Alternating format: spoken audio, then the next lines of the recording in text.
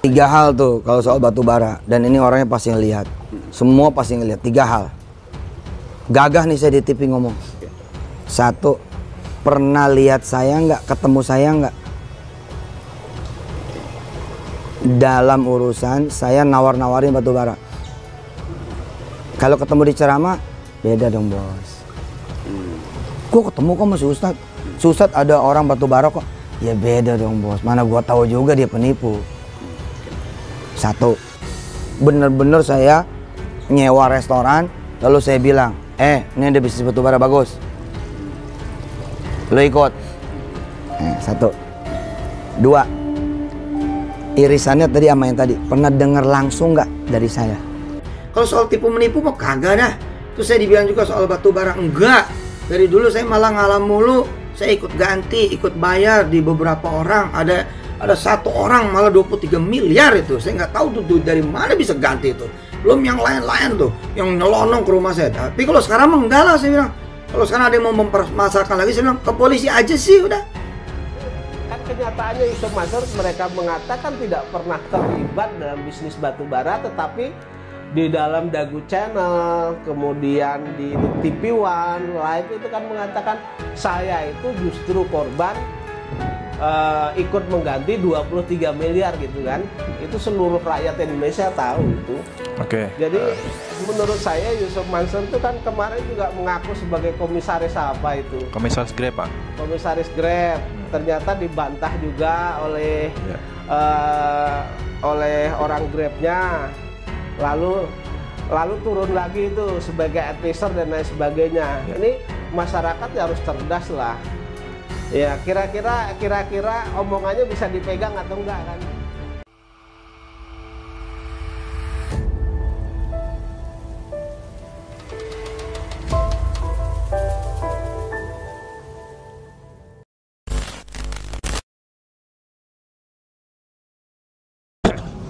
Assalamualaikum warahmatullahi wabarakatuh. Sore hari ini jam 5:20 baru keluar dari ruang sidang Pengadilan Negeri Jakarta Selatan dalam perkara saya nomor 28-PDT-G-2022-PN JKT Sel. Dalam perkara saya Zaini Mustafa melawan Adi Partner Perkasa tergugat 1, kemudian Adiansah tergugat 2, Yusuf Mansur tergugat 3, kemudian BMT Darussalam tergugat 4, Darul Quran turut tergugat. Pada hari ini, sidang hari ini, agenda acaranya adalah penyerahan duplik daripada tergugat 3 dan tergugat 4, yaitu Yusuf Mansur dan BMT Darussalam. Namun pada hari ini yang menyerahkan replik baru kuasa hukum Yusuf Mansur. Sementara dari BMT mereka mengatakan bahwa replik saya kemarin katanya ketelingsut dan belum ditemukan, dan tadi minta replik lagi. Karena saya tidak bawa, tadi majelis hakim memberikan satu eksemplar replik, satu bendel replik seperti ini. Kemudian minggu depan akan saya ganti karena saya masih ada fotokopinya. Begitu. Mengenai isi replik ini nanti akan saya pelajarin, akan saya sampaikan kepada teman-teman apa isi dari replik tergugat 3 itu. Apakah membantah duplik ini, akan saya pelajari, kemudian nanti akan saya sampaikan isinya apa kepada teman-teman. Apakah duplik ini membantah replik saya atau tidak, kan begitu. Selanjutnya nanti setelah lengkap replik, setelah lengkap dupliknya dari tergugat 3 dan tergugat 4, baru kemudian nanti saya mengajukan alat bukti. Mungkin bisa 1 atau 2 minggu berikutnya setelah kelengkapan dari duplik dari tergugat 4. Begitu. Waalaikumsalam warahmatullahi wabarakatuh, Mas Haji. Ya, bagaimana jawaban dari pihak Yusuf Mansur terkait replik yang sudah Bapak berikan, Pak? Begini, jadi kemarin sidang di tanggal 24 Januari 2023 itu kemarin agendanya adalah tergugat 3, ya tergugat 3, kuasa hukum Yusuf Mansur seharusnya menyampaikan duplik terhadap replik saya tertanggal 10 Januari. Terus kemudian tergugat 4 juga begitu, seharusnya menyampaikan dupliknya.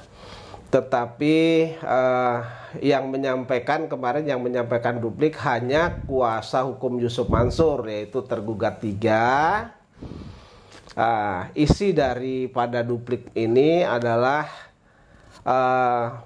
pada pokoknya menyatakan bahwa Yusuf Mansur itu bukan komisaris utama dari PT Adi Partner Perkasa. Ini yang menarik, Mas Haji. Ya. Jadi begini, ketika Yusuf Mansur itu mengajak jamaah Masjid Darussalam Kota Wisata untuk berinvestasi batu bara yang dikelola PT Adi Partner Perkasa, Yusuf Mansur mengatakan sebagai komisaris utama. Begitu investor sudah masuk, menyetorkan uangnya, selanjutnya macet dan sampai dengan saat ini tidak mengembalikan baik modal maupun keuntungan. Ketika ini digugat, mereka mengatakan bukan komisaris utama PT Adi Partner Perkasa. Ini masyarakat bisa menilai, artinya apa yang dikatakan sebelum uang masuk menarik perhatian, mereka mengatakan sebagai komisaris utama, tetapi begitu ini macet untuk mengembalikan, dia menolak sebagai komisaris utama. Nah, ini yang nanti perlu saya buktikan ucapan dari Yusuf Mansur ketika mereka mengajak jamaah Darussalam itu berinvestasi. Tentu di dalam presentasi Yusuf Mansur itu ratusan orang, ratusan kepala yang mendengar bahwa Yusuf Mansur mengatakan sebagai komisaris utama. Itu nanti yang akan saya minta menjadi saksi mereka-mereka itu, Mas Haji, begitu. Ya. Oke, Pak Zaini, di sini Yusuf Mansur masih tetap kekeh membantah, Pak, ya? Tetap, ya. Baik, Pak Zaini. Tetapi di dalam jawaban replik Pak Zaini tersebut, Yusuf Mansur mengakui perannya di investasi Jabal Nur ini sebagai apa, Pak? Kalau tidak mengaku sebagai komisaris? Mereka mengatakan mereka membantah bahwa mereka ada kaitannya dengan bisnis ini. Tetap ada, Pak, ya? Mereka membantah, tetapi dalam replik saya itu, walaupun mereka membantah, kan nanti akan saya buktikan bahwa Yusuf Mansur pada saat presentasi itu banyak kepala, banyak orang yang mendengar, artinya banyak mata yang melihat, banyak telinga yang mendengar, yaitu ratusan orang. Mereka mengatakan sebagai komisaris. Kemudian ada perjanjian antara pengelola tambang itu PT Adi Partner Perkasa itu mempunyai hubungan hukum dengan BMT Darussalam, tercantum dalam perjanjian nomor 1 dan nomor 3. Itu juga nanti akan saya buktikan. Sementara Yusuf Mansur di sana kan mengaku sebagai komisaris utama. Terus kemudian berdasarkan putusan Pengadilan Negeri Jakarta Selatan bersengketa dengan salah satu bank, itu di dalam perkara nomor 313 garis miring PDT.G garis miring 2011 garis miring PN Jakarta Selatan itu, Yusuf Mansur itu digugat karena kedudukannya sebagai komisaris utama, kemudian Adiansah itu digugat sebagai direktur utama, begitu. Itu nanti akan kita buktikan, gitu, Mas. Baik nanti tulisan, baik nanti akan saya buktikan baik secara tertulis maupun secara pembuktian melalui saksi, Mas. Oke, untuk jawaban dari replik Pak Zaini dari BMT sendiri bagaimana, Pak? Kalau BMT belum memberikan dupliknya kemarin, ya. Menurut mereka, Pak, kami belum bisa kepada majelis hakim minta waktu 1 minggu lagi, karena menurut mereka replik saya itu yang saya serahkan kepada kuasa hukum tergugat 4 itu, menurut mereka ketelengsut. Ketelengsut itu bahasa Jawa, tapi kalau bahasa ininya terselip lah begitu bahasa Indonesianya, gitu Mas. Oke. Jadi mereka minta waktu 1 minggu lagi, kemarin minta fotokopinya lagi replik itu gitu. Oke, menurut Pak Zaini, apakah memang benar-benar ketelisut atau mungkin ini adalah sebuah alibi atau mungkin dari BMT sendiri kebingungan untuk mencari alasan untuk menjawab replik Pak Zaini, Pak? Saya kira ini urusan penting ya. Saya kira karena ini urusan penting, menurut saya kalau itu terselip atau ketelingsut itu logikanya tidak masuk akal lah begitu. Ya. Jadi kemungkinan besar menurut saya kalau ini mau jujur ya mungkin belum selesai lah mungkin begitu. Gitu. Oke, setelah nanti BMT memberikan jawaban dari Pak Zaini, nanti agenda sidang selanjutnya bagaimana, Pak? Setelah nanti duplik selesai secara keseluruhan karena yang hadir dari 4 tergugat tuh hanya tergugat 3, Yusuf Mansur, kemudian BMT. Setelah itu nanti menyerahkan duplik, baru nanti sidang berikutnya itu masuk agenda pembuktian. Itu pembuktian tertulis biasanya terlebih dahulu. Pembuktian tertulis. Jadi saya sebagai penggugat membuktikan secara tertulis lebih dahulu. Terus kemudian disusul oleh mereka secara tertulis. Tulisan. Setelah itu selesai baru nanti dibuktikan dengan saksi masing-masing dari pihak penggugat maupun tergugat begitu, Mas. Dikasih waktu yang sama, dikasih hak yang sama lah, seimbang begitu. Oke, Pak Zaini, untuk saksi-saksi yang rencana Bapak Zaini hadirkan ini di investasi JP ini perannya sebagai apa, Pak? Jadi begini, saksi itu yang bisa dihadirkan itu apabila dia mendengar, apabila dia mendengar sendiri, melihat sendiri, mengalami, kan begitu, Mas. Ya. Tentu yang saya hadirkan adalah yang melihat. Bisa saja nanti mereka itu melihat pada saat Yusuf Mansur itu presentasi mengatakan bahwa mereka sebagai komisaris, kemudian bisnis batubara dan lain sebagainya, kan begitu. Terus kemudian ada juga nanti dari korban-korban saya ajukan juga, kan begitu. Karena kan korban yang lain belum gugat, ini kan hanya pribadi saya, begitu, Mas. Oke, baik Pak Zaini. Pak Zaini, terkait kembali Yusuf Mansur yang membantah perannya di PT Adi Perkasa sebagai komisaris ini, Pak. Yusuf Mansur sendiri kan mengakui bahwa sudah mengganti sebesar 23 miliar ke 1 orang jamaah, ya Pak ya. Nah, ini kan sungguh aneh apabila mengatakan Yusuf Mansur ini membantah terlibat tetapi kok justru mengaku mengganti 23 miliar, Pak. Bagaimana tanggapan Pak Zaini, Pak? Ya, ini aneh tapi nyata. Satu sisi mereka pernah presentasi, terus kemudian mereka pernah mengganti katanya 23 miliar terkait dengan investasi batubara ini, kan begitu kan. Ya. Diajak mubahalah kepada siapa mereka memberikan juga 2 kali diajak mubahalah di sini juga nggak mau datang, kan, ke Masjid Darussalam. Kami datang 2 kali juga dia kami bertamu 2 kali juga tidak ditemui, kan begitu. Logikanya Mas Haji, ini logika. Kalau tidak terlibat, ngapa dia harus bayar begitu loh, Mas? Kira-kira begini, Mas Haji sendiri. Mas Haji itu tidak pernah Mas Haji tidak pernah berhutang kepada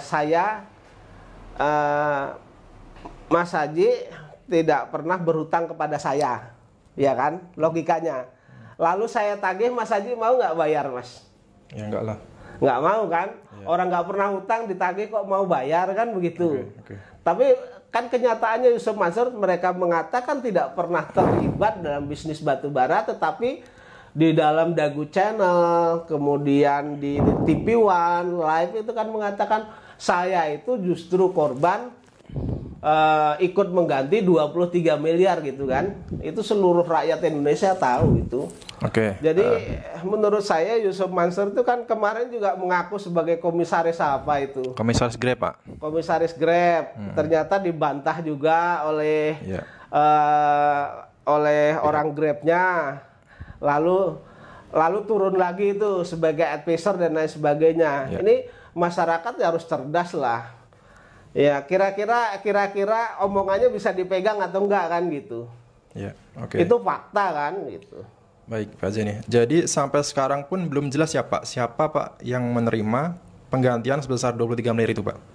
Oh, belum jelas. Ya. Itu yang bisa menjelaskan Yusuf Mansur sebenarnya. Siapa yang terima 23 miliar itu. Justru dari Jamaah Darussalam ini menunggu siapa yang menerima kan begitu. Nah, kalau misalnya katakanlah ada yang menerima, loh kok nggak dibagi-bagi ke jamaah yang lain kan begitu. Karena investor ini kan ada 250 Mas Haji. Okay. 250 orang kurang lebih yang tercatat ya. Belum 250 orang itu mungkin ada yang satu orang itu gabungan dari mungkin 25 pembantu rumah tangga, marbot masjid, misalnya begitu Mas. Oke, padahal Pak di jamaah investasi JBN ini Pak, ada nggak Pak yang berinvestasi sebesar 23 miliar Pak? Oh nggak ada. Nggak ada Pak ya? Setahu saya investasi yang terbesar itu adalah Mas Samsul. Mas Samsul itu hanya sekitar 5,5 lah kalau nggak salah. Ya, jadi ini aneh juga Pak ya. Jadi diragukan aneh juga gitu. Diragukan kebenarannya Pak ya. Diragukan kebenaran betul. Ya, jadi intinya pengakuan Yusuf Mansur sebagai komisaris ini sangat vital ya Pak ya.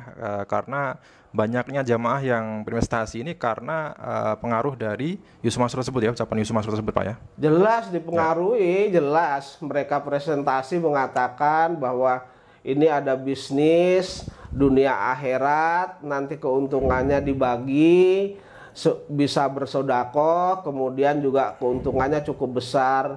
Dari 28,6 itu kan cukup besar Mas. Kemudian yang 14,3 itu nanti pembagiannya separuh dari keuntungan 28,6 itu. Pondok pesantren Yusuf Mansur itu nanti akan menerima 14,3% itu.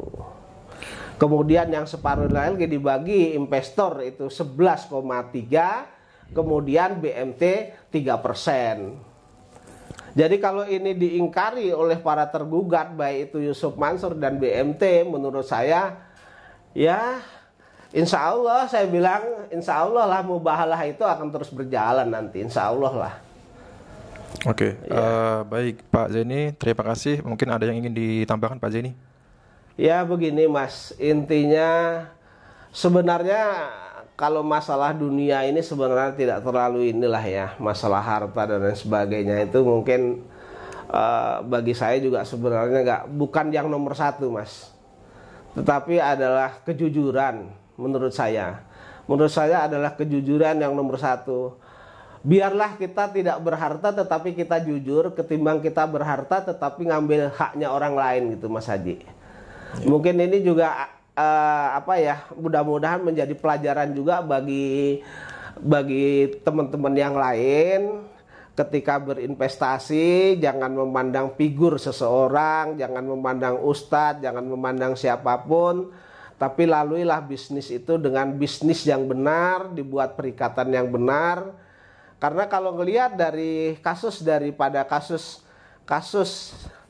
Yusuf Mansur, baik yang saya alami maupun yang saya pegang, itu serba tidak benar menurut saya. Nah, kalau sudah ada uang kucuran 50 sekian, mereka nggak mau buat perjanjian dan lain sebagainya, ini kan lain. Tetapi kan ada bukti-bukti lain yang bisa menunjukkan mengarahkan adanya bisnis ini begitu. Oke, baik. Jadi pesan dari Pak Zaini kepada masyarakat supaya berhati-hati, jangan sampai tergiur sebuah penawar investasi hanya berdasarkan dari sosok seseorang begitu Pak ya? Iya, jadi kalau berinvestasi benar-benar diteliti, benar-benar dilihat ada objek bisnisnya atau tidak, apalagi dengan satu orang ini. Ya. Apalagi dengan satu orang ini ya, tapi saya tidak sebut satu orang ini dan juga yang lainnya kan begitu. Ini kan bisnisnya bermasalah semua. Ya. Apalagi dia mau jadi pejabat negara lagi kan. Ya masyarakat harus pintar dan masyarakat harus juga mencegah begitu menurut saya. Ya. Dan juga dipelajari betul akad-akadnya harus jelas juga Pak ya. Iya jelas ya. Baik, terima kasih Pak Zaini. Semoga diberikan hasil terbaik dalam putusan sidang nanti Pak Zaini. Amin amin.